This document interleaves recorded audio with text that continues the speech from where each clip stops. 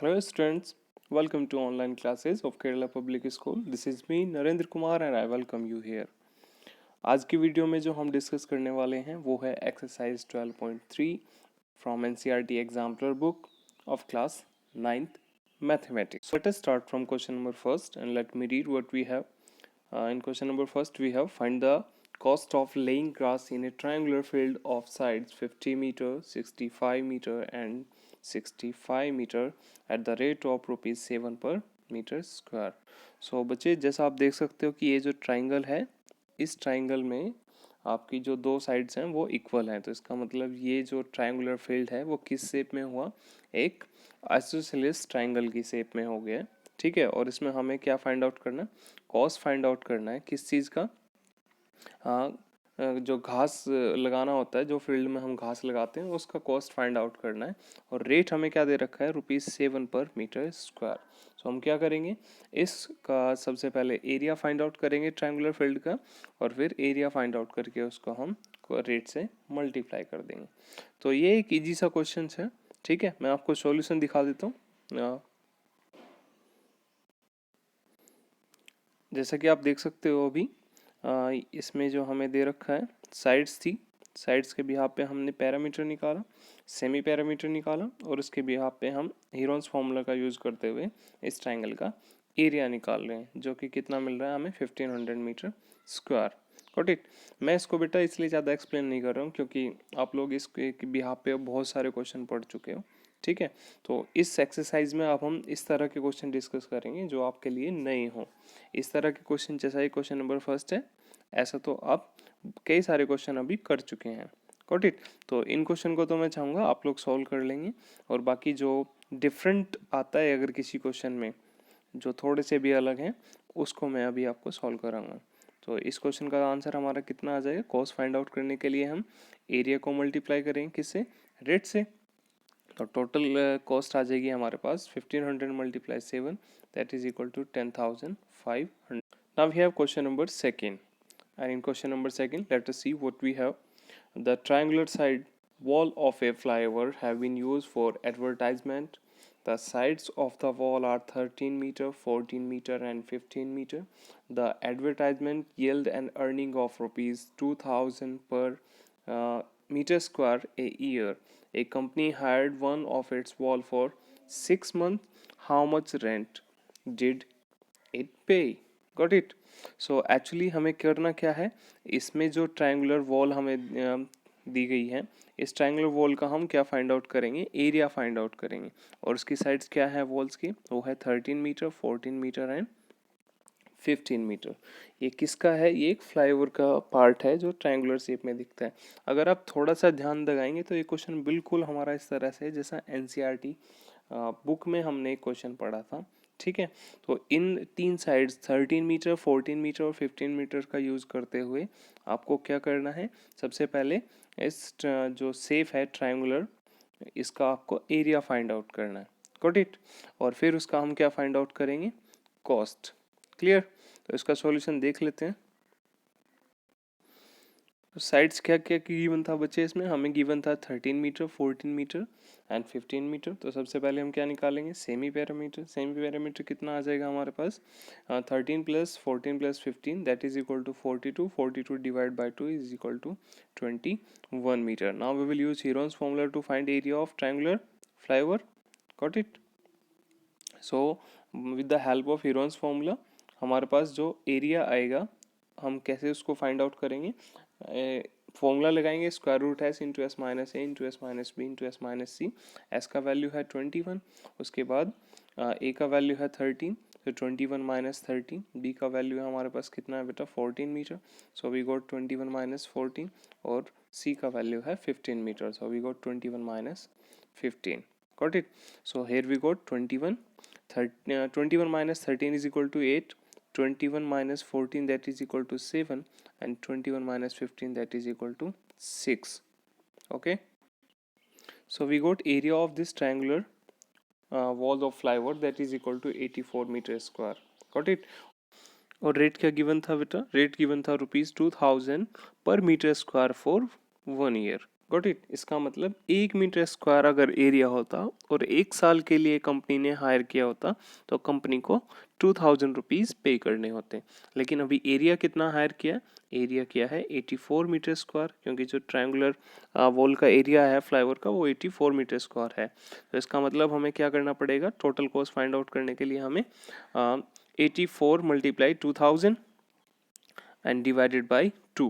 Divide by 2 क्यों कर रहे हैं, क्योंकि हमें ये 1 साल के लिए दे रखा है। अगर 1 साल में 2000 रुपीज़ पे करता है तो 6 मंथ्स में कितना करना पड़ेगा, 2000 का हाफ जो कितना होता है आपके पास 1000।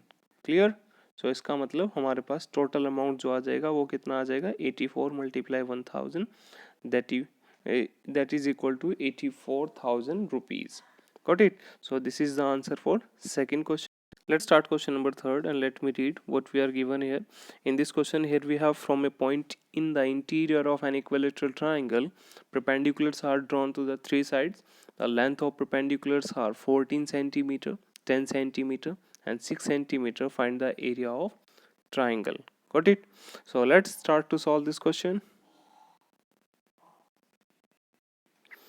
As you can see that we have a triangle ABC, which is an equilateral triangle in which AB is equal to AC is equal to BC. Got it? And from these sides, let me take uh, each of these sides of this triangle, that is equal to X. Clear? And from an point O, which is in interior of this triangle, the perpendiculars are drawn to the side BC is OQ, and to side AC, that is OR, and to side AB, that is OP. Got it? And let us join O to B, as you can see in figure, O to C and O to A. Got it? So from these figure we can say we got actually three triangles. One of them is triangle AOB, as you can see in figure. Second one, triangle BOC, and third triangle is triangle AOC. Got it?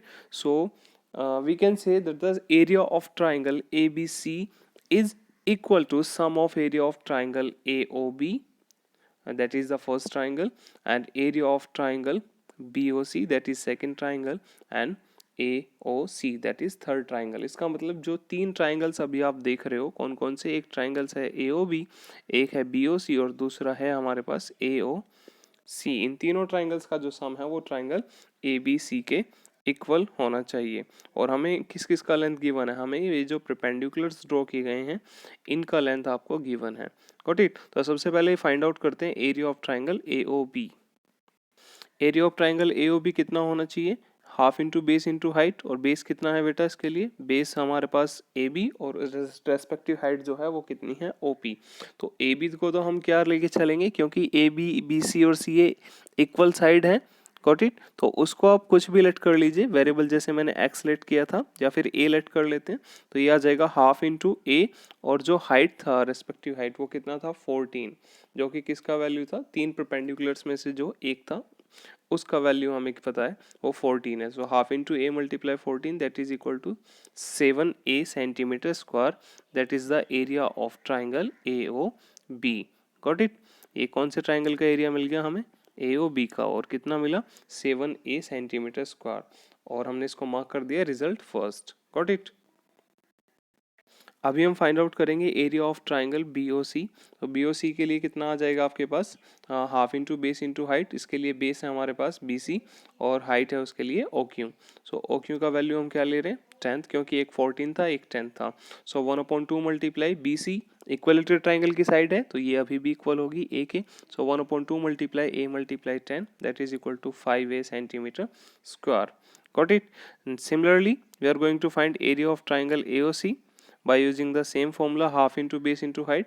So area of triangle AOC, that is equal to half into, इसके लिए base कितना है बेटा AC और height कितना है OR। So 1/2 multiply A multiply 6, that is equal to 3a centimetre square. Got it? So equilateral triangles का area कितना होना चाहिए, sum of area of triangles OAB, triangle OBC and triangle OCA. So that means 7a plus 5a plus 3a, that is equal to 15a centimeter square. Got it? और क्योंकि हमें पता है equilateral triangles का area कितना होता है, √3/4 into side square. यहाँ पे हम साइड क्या लेके जा रहे हैं इक्विलेटरल ट्राइंगल का, A. So area of triangle ABC कितना हो जाना चाहिए, ये हो जाना चाहिए √3/4 इंटू ए स्क्वायर। और इसको हम किसके इक्वल पुट करेंगे, 15A के, क्योंकि अभी अभी हमने रिजल्ट फर्स्ट में तीनों ट्राइंगल्स AOB, BOC और AOC का सम करके जो एरिया निकाला ट्राइंगल ABC का, वो 15A हमें मिला था रिजल्ट फर्स्ट से। Got it. तो हम इन दोनों को क्या करेंगे बेटा, इक्वल पुट करेंगे। तो इक्वल पुट करके बस हमें यहाँ से क्या फाइंड आउट करना है, ए का वैल्यू फाइंड आउट करना है, जो कि हमारे पास साइड आ जाएगी किसकी, इक्विलेटरल ट्राइंगल की। तो उसके लिए आपको क्या करना पड़ेगा, देखो एक पावर तो इसका कैंसिल हो गया, गॉट इट। और अब इसको हम क्या करेंगे, ट्रांसपोज करेंगे। So A is equal to 15 × 4 divided by √3। 15 × 4 become 60, 60 upon √3। और √3 से क्या करेंगे, अब इसको रेशनलाइज कर देंगे, √3 से मल्टीप्लाई करेंगे। सो ये आ जाएगा आपके पास, ये इक्वल नहीं है, यहाँ पे मल्टीप्लाई है, गॉट इट। सो √3 ये आ जाएगा 60 √3 डिवाइडेड बाई 3, क्योंकि √3 का √3 में प्रोडक्ट 3 आएगा, 3 से कैंसिल आउट करेंगे आप, कितना आएगा 20। सो ये हमें मिला side of equilateral triangle A, that is equal to 20√3 centimetre. But हमें फाइंड आउट क्या करना था, हमें फाइंड आउट करना था area, got it. So area of triangle that is equal to √3/4 into side square होता है, और साइड कितना मिला हमें 20√3। So it should equal to √3/4 into 20 का स्क्वायर कितना बन गया बेटा 400, और √3 का स्क्वायर कितना बन गया 3। तो 400 को हम क्या करेंगे, 400 को 4 से डिवाइड करेंगे, कितना आ जाएगा हमारे पास 100। So we got 100 × 3 is equal to 300 √3 centimetre square. और ये क्या है, ये है area of equilateral triangle, that is 300 √3 centimetre square. So this is the answer of question number 3rd. Now we have question number 4th, and let me read what we are given in question number 4th. The perimeter of an isosceles triangle is 32 meter. The ratio of the equal sides to base is 3:2. Find the area of this triangle. So let's start to solve this question. So in this question, we are given the ratio between the equal sides to the base of an isosceles triangle, and that is 3:2. So we need to take a common ratio between this ratio and let that is x. So the equal sides of this isosceles triangle should be 3x and 3x, and the base should be 2x. Got it? Now we are going to find perimeter. The perimeter should be the sum of all sides, that means 3x plus 3x plus 2x, that is equal to 8x. Clear? But we are already given that perimeter of this triangle, that is equal to 32 meter. So hence we can write 8x, that is equal to 32. Therefore x is equal to 32 divided by 8 is equal to 4 centimeter. Got it? But this is the common ratio. So the sides should be 3 multiply 4, that is equal to 12, and the second side should be the same because two sides are equal. So, and third side should be 2 multiply 4 is equal to 8. So we got the sides of this triangle, that is 12 centimeter, 12 centimeter and 8 centimeter. Got it? Now we can easily find the area of this triangle either using Heron's formula or either using the direct formula to find area of isosceles triangle, that is 1 upon 4 multiply b multiply square root 4a square minus b square. Got it? So here we have solved this question by using Heron's formula. So that means s is equal to sum of all sides 12 plus 12 plus 8, that is equal to 32. 32 divided by 2 is equal to 16 centimeter, that is the semi perimeter. Okay, so by Heron's formula what we got, a square root s into s minus a into s minus b into s minus c, which should equal to square root 16 into 16 minus 12 into 16 minus 12 into 16 minus 8, which is actually equal to square root 16 multiply 4 multiply 4 multiply 8, and but after simplify we got area of this triangle, that is equal to 32 √2 centimeter square. So let us start question number 5, and in question number 5 we are given find the area of a parallelogram given in figure 12.2. This figure, find the area of length of altitude from vertex A to the side DC. चलिए पहले figure देख लेते हैं, इस figure में क्या दे रखा है, उसके बाद हम क्वेश्चन को सॉल्व करने की कोशिश करेंगे। तो इस फिगर में हमें दे रखा है ABCD क्या है बेटा, एक पैरेललोग्राम है, गॉट इट। और पैरेललोग्राम में हमें ये दिया गया है एल्टीट्यूड फाइंड आउट करना है, कौन सा, जो कि वर्टेक्स A से DC पे ड्रॉ किया गया है। इस एल्टीट्यूड की लेंथ हमें फाइंड आउट करनी है। और इसके अलावा आपको क्या क्या दे रखा है, इसमें जो BC है, BC का लेंथ आपको पता है 17 सेंटीमीटर है, DC का लेंथ है 12 सेंटीमीटर और एक डायगोनल है 25 सेंटीमीटर। सो एक प्रॉपर्टी हमने पढ़ी थी, वो उसमें हमने क्या पढ़ा था कि पैरेललोग्राम की अपोजिट साइड जो होती हैं वो क्या होती हैं, पैरेलल और इक्वल होती हैं। तो अगर BC जो है वो 17 सेंटीमीटर है तो AD भी कितना होना चाहिए, 17 सेंटीमीटर ही होना चाहिए। इसी तरह से अगर हमारे पास DC का वैल्यू जो है वो 12 सेंटीमीटर है तो उसका अपोजिट साइड AB का जो लेंथ है वो भी कितना होना चाहिए, 12 centimetre.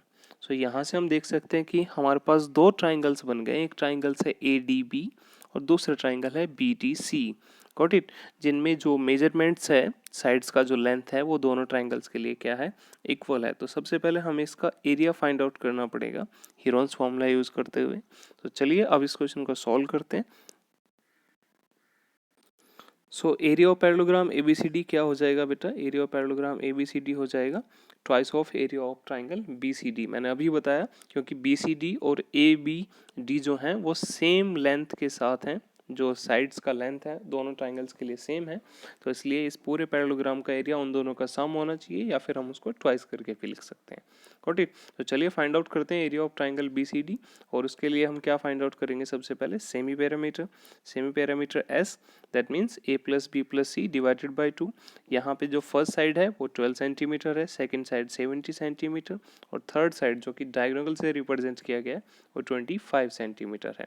So that means their sum is equal to 54 divide by 2 is equal to 27 centimetre. तो यहाँ से सेमी पैरामीटर S का वैल्यू आपको मिल गया, कितना बचे, 27 centimetre. So using Heron's formula हमारा एरिया कितना आ जाएगा, एरिया आप देख सकते हैं हीरोन्स फार्मूला का हम यूज़ करेंगे, वैल्यू पुट करेंगे। एस का वैल्यू 27 है, ए का वैल्यू था आपके पास 12, बी का वैल्यू है 17 और सी का वैल्यू है 25। तो इसको सिंप्लीफाई करेंगे, 27 इंटू 27 माइनस 12 कितना आएगा बेटा, 15, 27 माइनस 17 आएगा 10, 27 माइनस 25 आएगा 2, got it. So we got that area of triangle BCD is equal to 90 centimeter square. So area of parallelogram ABCD should be twice of area of triangle BCD. That means area of parallelogram ABCD is equal to 180 centimeter square. Got it? Reason हम ये भी लिख सकते हैं, since a diagonal of a parallelogram bisect it into two triangles of equal area. Clear? So let us find the length of altitude AD drawn from the vertex A to side DC. Got it? So area of parallelogram you know well, that is equal to base multiply corresponding altitude. So it should equal to 180. That is the area of parallelogram recently we got. It should equal to base is DC and respective altitude representing by H, where H is actually equal to AD. So we got H is equal to 180 divided by 2 is equal to 15 centimeter. Got it? So we got the length of altitude drawn from vertex A to side DC, that is 15 centimeter. Here we have question number 6, and in this question we are given a field in the form of a parallelogram has sides 60 meter and 40 meter and one of its diagonal is 80 meter long. You need to find the area of this parallelogram. So बच्चे ये question बिल्कुल इसी तरह से जैसे अभी हमने find out किया था लास्ट क्वेश्चन में, आपको याद होगा फिफ्थ क्वेश्चन में जहाँ तक हमने एरिया निकाला था पैरेललोग्राम ABCD का, यहीं तक ये क्वेश्चन आपका कंप्लीट हो जाएगा। इसमें आपको एल्टीट्यूड का लेंथ निकालने की ज़रूरत नहीं है, ये वहीं पे सॉल्व हो जाएगा जैसे ही आपका एरिया आएगा। तो इस क्वेश्चन को आप लोग सॉल्व करके देखेंगे। क्वेश्चन नंबर 7 एक बार देखते हैं, रीड करते हैं क्वेश्चन नंबर 7 में क्या दिया है। In this question, the perimeter of a triangular field is 420 meter and its sides are in ratio 6:7:8. Find the area of triangular field. Got it? तो इस क्वेश्चन में आपको करना क्या है बच्चे, इस क्वेश्चन में सबसे पहले आप इन जो तीनों साइड्स दे रखे हैं ट्राइंगल की, इनके बीच एक कॉमन रेशियो लेंगे। आपकी साइड्स आ जाएंगे 6x 7x और 8x। समझ गए आप सभी। अभी क्योंकि हमें पैरामीटर दे रखा है तो हम क्या करेंगे, इन तीनों साइड्स का सम किसके इक्वल पुट करेंगे 420 के, और यहाँ से हम किसका वैल्यू फाइंड आउट कर लेंगे, x का, जो कि कॉमन रेशियो है। जैसे ही x का वैल्यू आएगा तो हमारे पास साइड्स का वैल्यू भी आ जाएगा, फिर हमारे पास मल्टीप्लाई करके। सोचो x का वैल्यू अगर 4 आता है तो 6 का मल्टीप्लाई 4 में करेंगे, फर्स्ट साइड आ जाएगी 7 का मल्टीप्लाई 4 में करेंगे, सेकंड साइड आ जाएगी 8 का मल्टीप्लाई 4 में करेंगे, थर्ड साइड आ जाएगी। Got it. और इन तीनों साइड का यूज़ करते हुए फिर आप क्या करेंगे, इस ट्राइंगल का एरिया फाइंड आउट करेंगे। सो ये क्वेश्चन नंबर 7 और क्वेश्चन नंबर 6 आप सभी सॉल्व करेंगे, ठीक है। मुझे लगता है आप सभी सॉल्व कर लेंगे। अगर फिर भी कोई प्रॉब्लम्स आए तो आप मुझे बता सकते हो। क्वेश्चन नंबर 8 देखते हैं, 8 में क्या है बेटा। In question number 8, we are given that the sides of quadrilateral ABCD are 6 centimeter, 8 centimeter, 12 centimeter, and 14 centimeter taken in order respectively, and the angle between the first two sides is right angle, find the area. इस तरह का question भी बेटा हम solve कर चुके हैं। आपको याद होगा एनसीईआरटी बुक में जो एक्सरसाइज 12.2 थी उसका पहला क्वेश्चन कुछ इसी तरह से था। तो आप उसके बिहाफ से इस क्वेश्चन को सॉल्व करेंगे। और इस क्वेश्चन को सॉल्व करने के साथ साथ आज आपके पास कितने क्वेश्चन हो गए हैं सॉल्व करने के लिए। क्वेश्चन नंबर 6 आपको दिया है मैंने सॉल्व करने के लिए, 7 और 8। Got it. इसमें बचते हैं आगे दो क्वेश्चन, क्वेश्चन नंबर 9 और क्वेश्चन नंबर 10। इन क्वेश्चन को भी आप अटैम्प्ट कीजिए, हालांकि जो डाउट्स होंगे वो आपके मैं नेक्स्ट वीडियो में क्लियर कर दूंगा। तो आज के लिए आपका जो वर्क बचा है वो क्या है, क्वेश्चन नंबर 6 से लिए क्वेश्चन नंबर 10 तक आप लोग अटैम्प्ट करेंगे। अगर किसी को कोई प्रॉब्लम आती है तो बेटा आप मुझे कमेंट में सेक्शन राइट कर देना, अदरवाइज मेरे व्हाट्सएप नंबर पे भी आप मैसेज छोड़ सकते हो, ठीक है। तो मिलते हैं नेक्स्ट वीडियो में, तब तक के लिए thank you, stay safe, stay home, bye bye.